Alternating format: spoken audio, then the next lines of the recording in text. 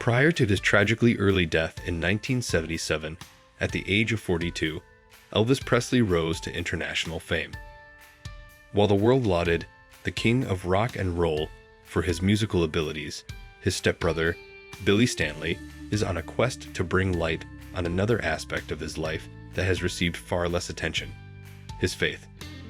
In order to share some of the unique facts of Elvis's religion and life, Stanley, the author of the new book, The Faith of Elvis, a story only a brother can tell, sat down with CBN's Faithwire. Join us in this video as we hear the details about Elvis Presley's Bible habits. Inside Elvis's faith. He was a Christian, and most people don't know that, Stanley explained. When I say Christian, I mean a Bible-carrying Christian. He always carried the Bible with him. In fact, Stanley, who worked for Elvis on tour, was tasked with carrying the performer's Bible. And he frequently saw his stepbrother down on his knees praying. He read the Bible nearly every day, he explained. While his admirers worshipped him as a rock and roll deity, Elvis Presley would say a prayer before going on stage, reading the Bible and seeking God's guidance in all he did, according to his stepbrother. We knew when we saw him bow his head. Billy Stanley, who also worked for Elvis Presley, said in an interview, saying that Presley did not recite the prayer aloud. It was probably about 15 seconds long. I once questioned him, "Why do you say the prayer before?" He spoke these words, "It kind of calms my worries, but also I want God to help bless this show, so make it a good one." He always turned to God anytime he needed help. Presley also told him once that a show was like a first date. You never really know how the date will turn out, but you always hope it will be a good one. Of course, the challenges of stardom were ever present, especially for someone as well-known and ingrained in popular culture as Elvis.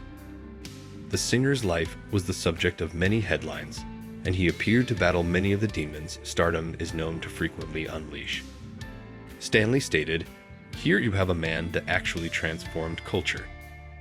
Nobody can really fathom the position Elvis was in.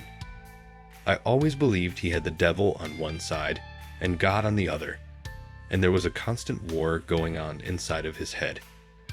Elvis did his best," he said, "and whenever he was in difficulties, he would always turn to God." Stanley stated that his stepbrother would frequently pray for God's mercy, forgiveness, and wisdom. Elvis, a generous giver. Another aspect of the rock star's existence was a fervent generosity that, at times, surprised and even moved Stanley to tears. He gave money, cars, and homes to people he didn't even know. "He was the most generous giver I've ever encountered in my life," Elvis's stepbrother said. Stanley thought back to an incident when he and Elvis were riding around Memphis. They were chatting when they came across a homeless man. Elvis made a U-turn and instructed Stanley to take his wallet so he could give the man some money. He described Elvis's wallet as being so thick that it was impossible to bend. So I asked, "How much money should I give?" He replied, "All of it." Elvis gave the money to the homeless man, who recognized the superstar. The homeless man informed Elvis he was a big admirer, and Elvis responded by telling him the cash gift was his way of paying him back for watching his movies and listening to his music. Stanley was overcome with emotion as he narrated the details of the lovely experience. "I still get a little emotional on this. As we were backing up, the homeless man said, 'God bless you, Mr. Presley,' and Elvis looked at him and said, 'Sir, he already has,'" Stanley recalled. "I'm sitting there crying like a baby, thinking, this generosity." On another occasion, he thought back to Elvis's kind deed for a lady whose house had burned down around Christmas. The lady and her children had managed to escape, but they had lost all of their possessions. According to Stanley, he had one of the people who worked for him go rent an apartment, pay for 6 months' worth of rent, furnish it, and buy toys, clothing, and other necessities for the family. His strict orders were, if she inquired who did it, he said, "You just tell her Santa Claus did it." he didn't want the credit. Tragically, Elvis Presley's life was cut short. The devastation of Elvis's death. When Elvis abruptly passed away from heart failure, millions of people expressed their sorrow, but Stanley's grief was very personal and completely rocked his world.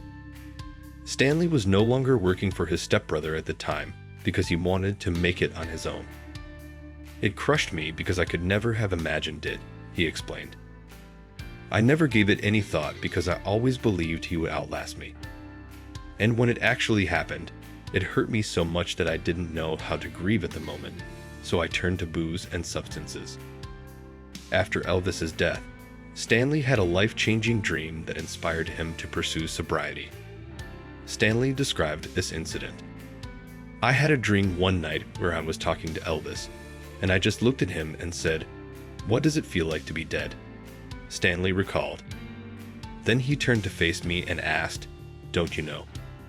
Stanley claimed that after awakening in a cold sweat, he went to a rehab facility. He stated, "I became clean and sober in 1987. In addition, Stanley thought back on his last exchange with Elvis, which took place just 2 days before the singer passed away. The two had a heartfelt talk while looking at each other in the bathroom mirror, as Elvis assisted his stepbrother in dressing a little wound. "Do you believe God forgives us for all our sins?" he asks. "I said, 'Yes,'" Stanley stated.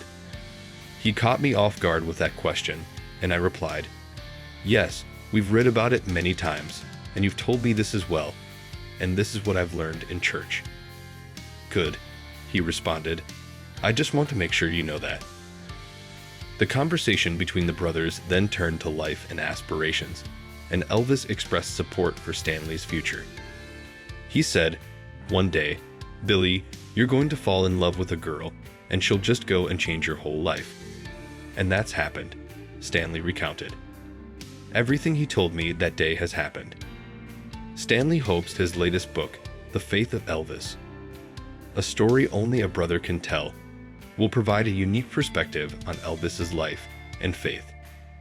Most importantly, he wishes for people to have a connection with Jesus as a result of it. Given that the greatest performer of all time had a relationship with God, he added, "One thing I hope is that they develop a relationship with God themselves." Thanks for watching.